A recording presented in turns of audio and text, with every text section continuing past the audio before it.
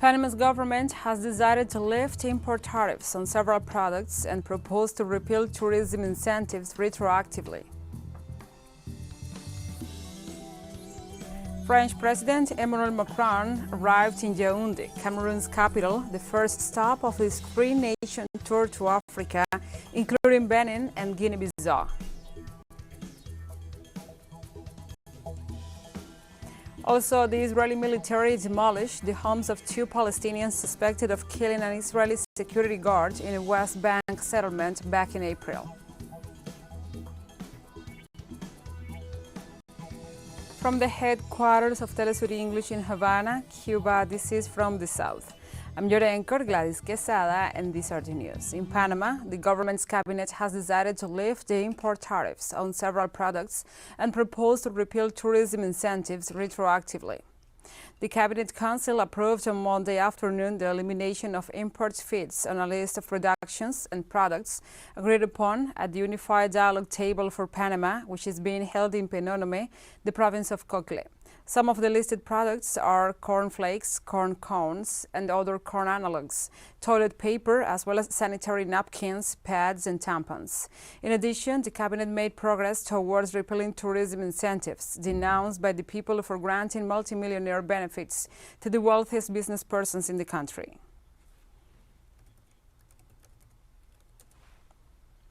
This Tuesday, Cuba celebrates the 69th anniversary of the assaults on the Moncada and Carlos Manuel de Céspedes military headquarters on July 26, 1953, a date known on the island as the National Bravery Day. The commemorations were held in the Plaza de la Revolución or Plaza de Eventos in the south-central city of Cienfuegos.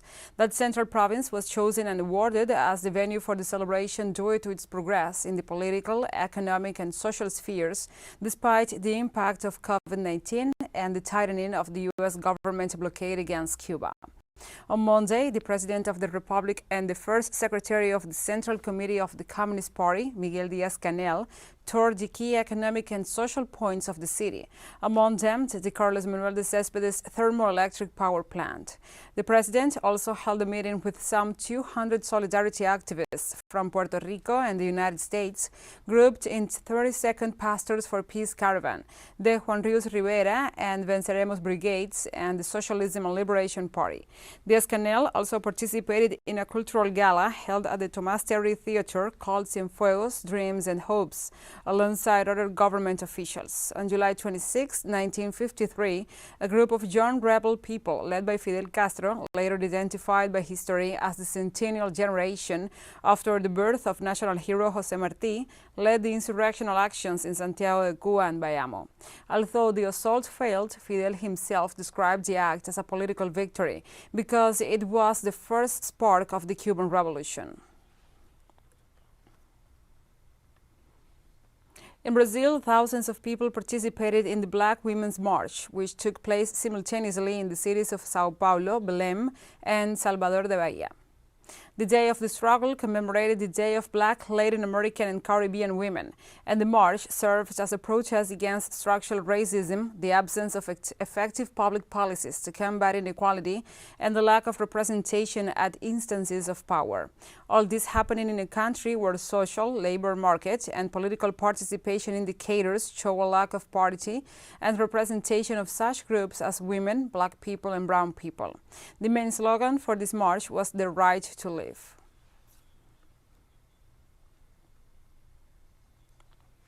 The Chinese government has started negotiations for a free trade agreement with Uruguay and paved the way for a possible agreement with Mercosur, according to the head of the Latin America and the Caribbean Department of the Chinese Foreign Ministry, Kai Wei. We are open to free trade cooperation both with Mercosur as a whole and with each member country.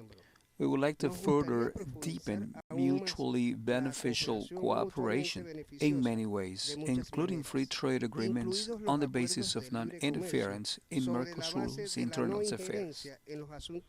On his part, Uruguay's Foreign Minister Francisco Bustillo said his country has the intention to advance in a bilateral agreement with China, opening the possibility for Mercosur countries to join in the treaty at some point.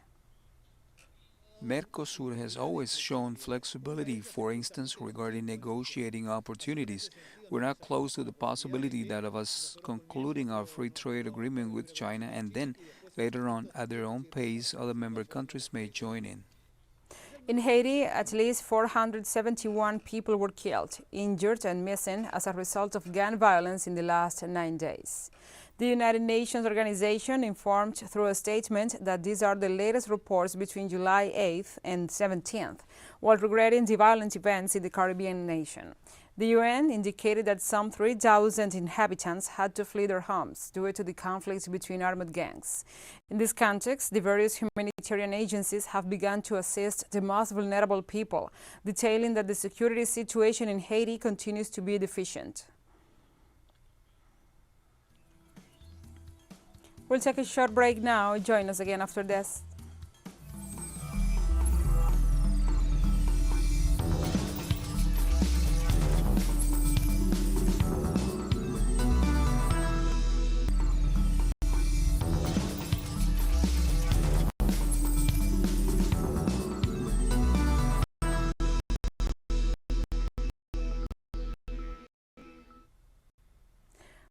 Welcome back to From the South.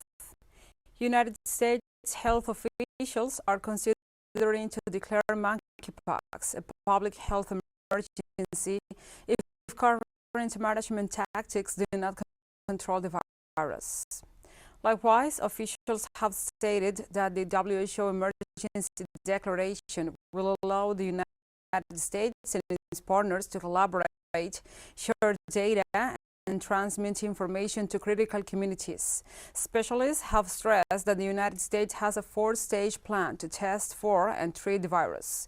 He also reported that the most affected group in the country is the LGBTQI+ community, while emphasizing the importance of not using this moment to spread homophobic or transphobic messages. According to the latest report from the Center for Disease Control and Prevention, an agency dedicated to epidemiological statistics, there were just under 3,500 cases in the United States as of 25th of July.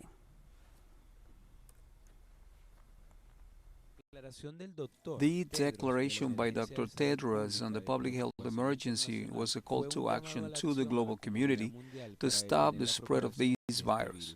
The international community must work together to protect people who have been affected by monkeypox and those most at risk of contracting the virus. The WHO declaration will enable the United States and other partners to better collaborate, share data, and bring critical information to high-risk communities. And the French President Emmanuel Macron arrived in Yaoundé, Cameroon's capital, for a 3-day visit to this Central African country, the first stop to his 3-nation tour to Africa, including Benin and Guinea-Bissau.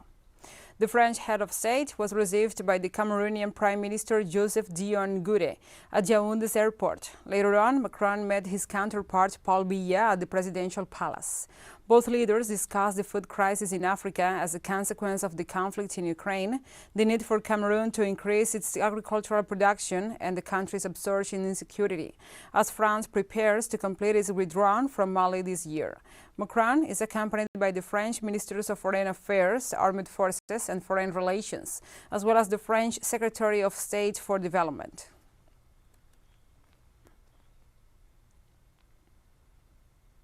In this context, a group of political parties in Cameroon asked Macron to recognize the crimes committed by the France in the country. They denounced that between 1956 and 1971, tens of thousands of members from the Union of the Peoples of Cameroon were killed by the French colonialist forces.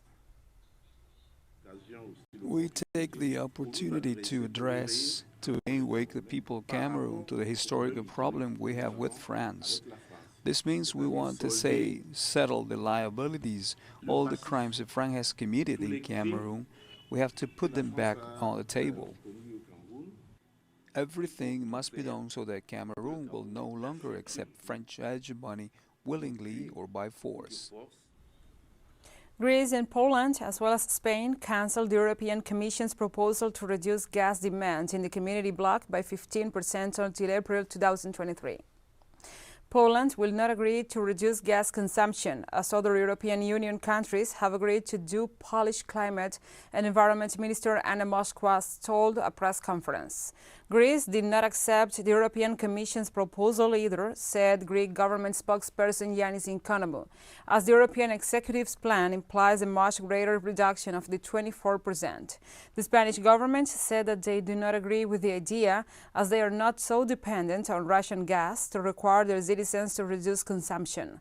On July 26, EU energy ministers will discuss in Brussels the measure proposed by the European Commission.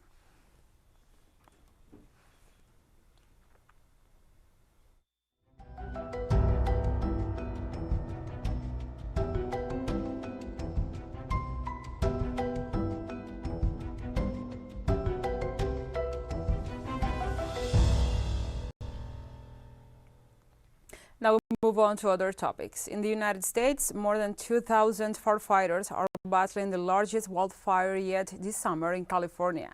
Near the famous Yosemite National Park, this fire has forced thousands of people to evacuate. The so-called Oak Fire in Central California continues to grow, and it has occurred as parts of the United States remain under the influence of a sweltering heat wave.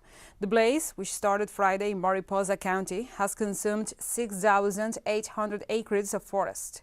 And according to the sources from the California Fire Department, it is now 10% contained. It is the most destructive so far this year, and it has forced more than 3,000 people to evacuate.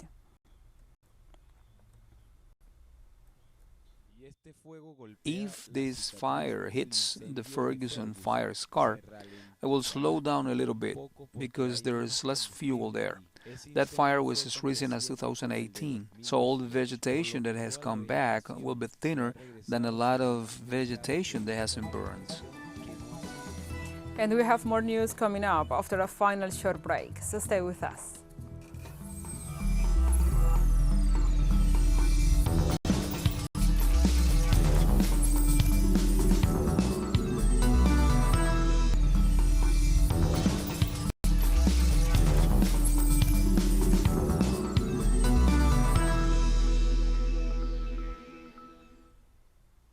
Welcome back to From the South. On Tuesday, the Israeli military demolished the homes of two Palestinians suspected of killing an Israeli security guard in a West Bank settlement back in April. Ratib al-Jabur, the coordinator of the National Committee for the Resistance of the Upper Height Wall and the settlements in the area, said the Israeli forces raided the Aqsa community in Yaira Desert and demolished a house belonging to Nejed Taimat, which housed 10 people. Al-Jabur also said that occupation forces also demolished Aziz, a presidential tent belonging to Mohammed Hassan Dawood. He explained that the Israeli military have escalated their attacks against the citizens of Yaira by demolishing homes and facilities, preventing citizens from building and depriving them of electricity and drinking water to force them to leave their homes and lands in order to expand illegal settlements in the area.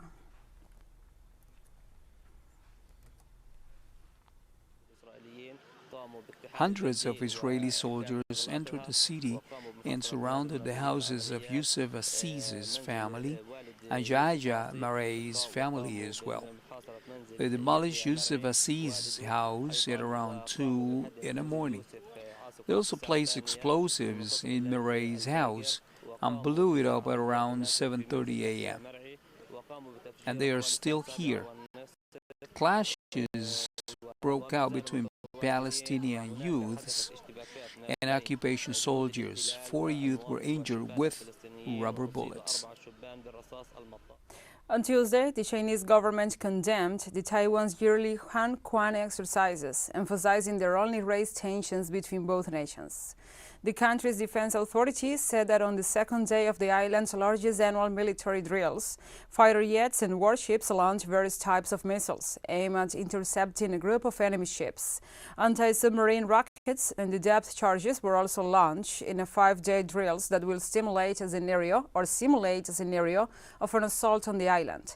Chinese authorities condemned the exercises, saying they are more than of a show rather than anything of military significance, and were an excuse to purchase more weapons and equipment from the United States.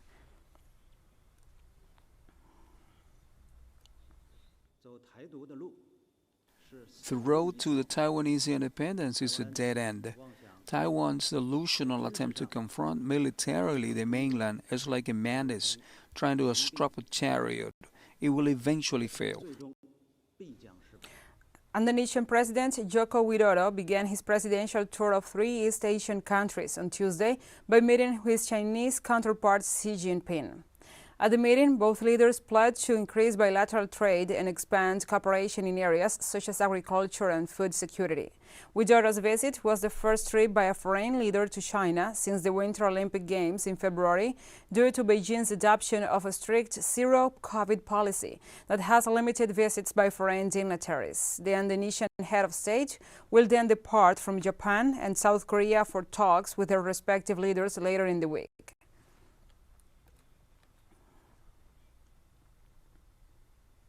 Humanitarian organizations in Somalia have been recently cut off from international funding and left helpless in face of hunger-troubled people. In addition to food and water, the organization has also been giving the displaced people allowances in the past months for life-saving support. However, critical life-saving programs for people affected by the drought, including provision of clean water, health services, and food, are at risk if the donor community will not scale up the provision of the much-needed funding for local organizations. This is due to a lack of resources by the local non-governmental organizations like Save Somali Women and the Children. Out of $1.4 billion pledged for humanitarian assistance, only $400 million has been received so far.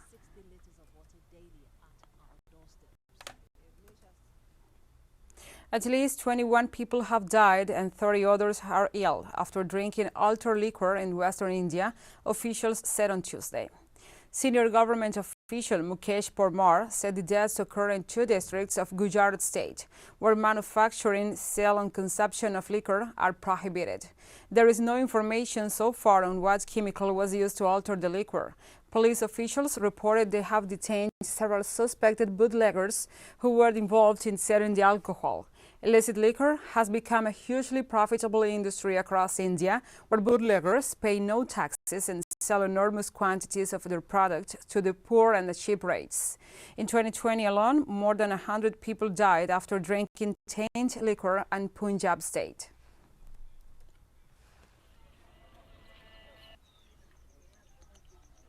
Myanmar's government announced it had carried out its first executions in decades, hanging a former National League pro-democracy lawmaker, a democracy activist, and 2 men accused of violence after the country's takeover by the military last year. The executions, detailed in the state-run Mirror daily newspaper, were carried out despite worldwide pleas for mercy for the 4 political prisoners, including from United Nations experts in Cambodia, which holds the rotating chairmanship of the Association of Southeast Asian Nations. According to the military government, the 4 people were executed for allegedly directing and organizing violent and inhuman acts of terrorism. Several human rights organizations rejected the allegations that men were involved in violence. They stated that punishing them with death is a way to rule the public through fear. Their executions, reckless and interfering. After the executions, the South Korea Foreign Ministry spokesperson Choi Yoon-sam condemned the killings, calling it an act of violence that ignores human rights and the rule of law. Firstly, the South Korean government condemns the execution of 4 pro-democracy activists by the Myanmar military as an act of violence that has disregarded human rights and the rule of law. In response, South Korean Foreign Minister Park Jin issued a joint statement today, along with other members of the international community. Zimbabwe has launched gold coins to be sold to the public in a bid to fight runaway inflation that has further eroded the country's unstable currency. The unprecedented move was announced by the country's central bank, the Reserve Bank of Zimbabwe, to boost confidence in the local currency. The central bank disbursed 2,000 coins to commercial banks.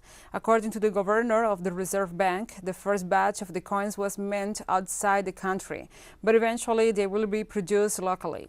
Trust in the country's currency is low after people saw their savings wiped out by the hyperinflation in 2008, which reached 5 billion%. Economists said that by introducing the gold coins, the government is providing an alternative store of value which should help to moderate the very high demand for the United States dollar.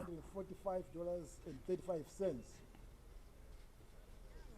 TeleSUR English continues to grow. Its signal now reaches Europe. You can order it from your cable dealer or tune it yourself. These parameters that you see on the screen are in place since July 1st. Quite soon, further changes will be implemented for the signals in the Middle East and Africa. Now, more than ever, the world connects to us, and our stories are heard in other farther away nations. This news multi-platform will continue providing truthful content to oppose the hegemonic media's narrative and our faithfulness to our audience. So we have come to the end of this news brief. But remember, you can find this and many other stories on our website at telesurenglish.net. And also, if you feel so inclined, please join us on social media for all the latest news. We are on Facebook, Twitter, Instagram, and Telegram. For TeleSUR English, I'm Gladys Quesada. Thank you for watching.